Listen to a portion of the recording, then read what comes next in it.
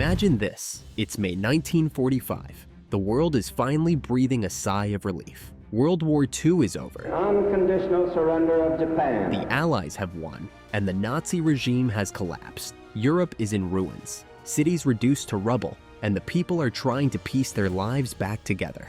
But as the dust settles, a big question looms. What happens to the Nazis now?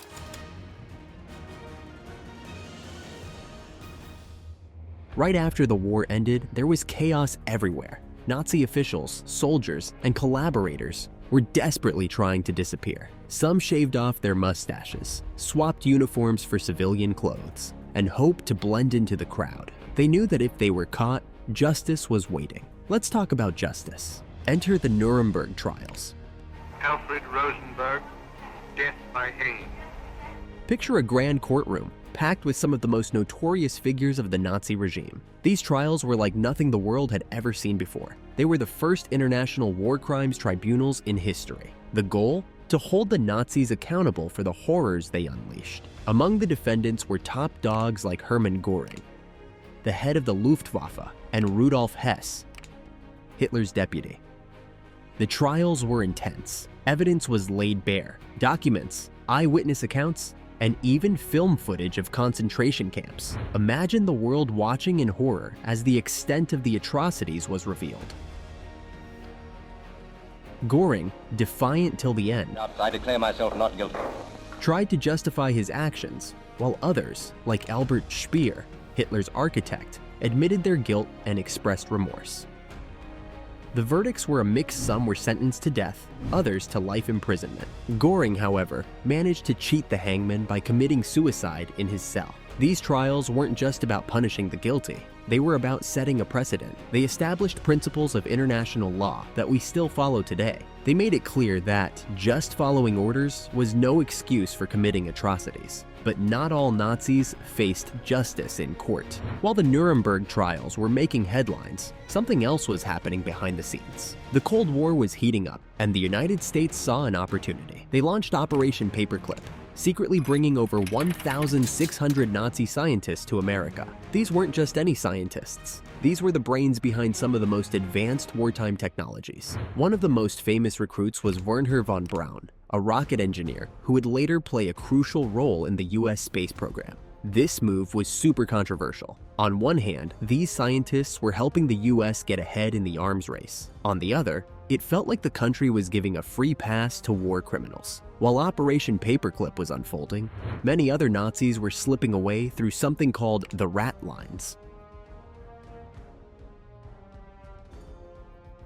These were secret escape routes that helped Nazis flee Europe. And guess where a lot of them ended up? South America. Countries like Argentina, Brazil, and Chile became havens for these fugitives. Argentina, in particular, under President Juan Perón, welcomed Nazis with open arms. Perón saw them as valuable assets in his anti-communist agenda. So, while some Nazis were facing trial and execution, others were starting new lives in sunny South America, often under fake identities. But how did these rat lines actually work? Well, it's a pretty wild story. The rat lines were essentially underground networks that helped Nazis escape Europe. These networks were run by a mix of former Nazis, sympathizers, and even some members of the Catholic Church who believed they were helping people avoid Soviet persecution.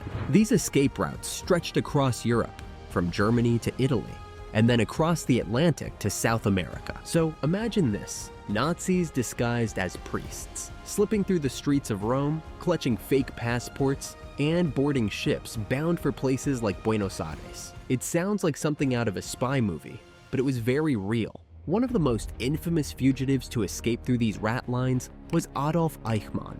Eichmann was a high-ranking SS officer and one of the major organizers of the Holocaust. After the war, he managed to escape to Argentina under the alias Ricardo Clement. For years, he lived a quiet life there, working in a Mercedes-Benz factory. But Eichmann's past caught up with him. In 1960, Israeli intelligence agency Mossad tracked him down.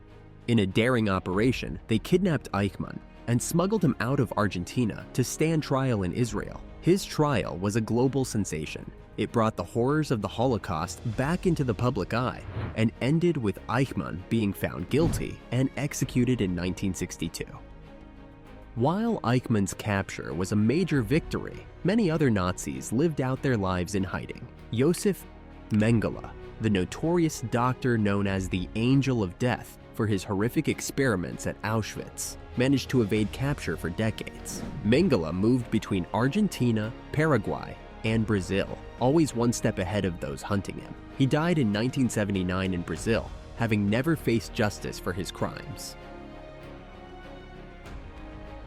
But let's zoom out a bit. The story of these escapes isn't just about individual Nazis. It's also about how countries like Argentina became safe havens. Argentina, under Juan Perón, was particularly welcoming. Perón admired Germany's economic recovery under the Nazis and saw these fugitives as valuable assets in building his own country's strength. Perón's Argentina wasn't just a random destination, it was a strategic choice. He believed that these skilled individuals could help modernize Argentina and counterbalance the influence of the United States and the Soviet Union. So, while the world was trying to bring Nazis to justice, Argentina was rolling out the red carpet. But justice didn't stop at the borders of South America. Decades later, dedicated Nazi hunters continued to pursue these war criminals. Simon Wiesenthal, a Holocaust survivor turned Nazi hunter, played a crucial role in tracking down many of these fugitives. His relentless pursuit ensured that even years after their crimes, Nazis could still be brought to justice. One of Wiesenthal's most famous successes was the capture of Klaus Barbie, known as the Butcher of Lyon. Barbie had been responsible for the torture and death of countless people in occupied France. After the war, he escaped to Bolivia, where he lived under the name Klaus Altmann, and even worked for the Bolivian government. In 1983, after years of pressure, Bolivia extradited Barbie to France.